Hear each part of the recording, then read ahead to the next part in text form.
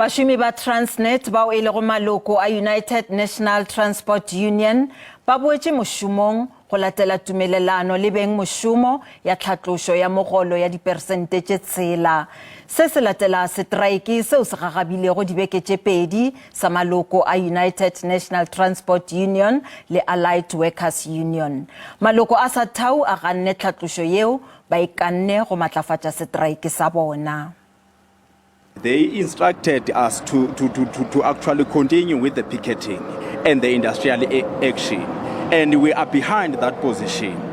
And we are rejecting this sell-out position of this 6% and the whole package. There's lots of things that are not clear.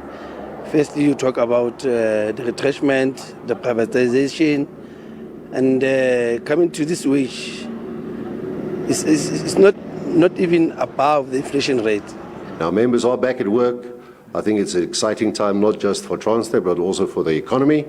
The union that represents some 53% of the workers, UNTU, has signed, as it was announced, and we're hoping that the negotiations with the other union, SATAWU, will also be successful.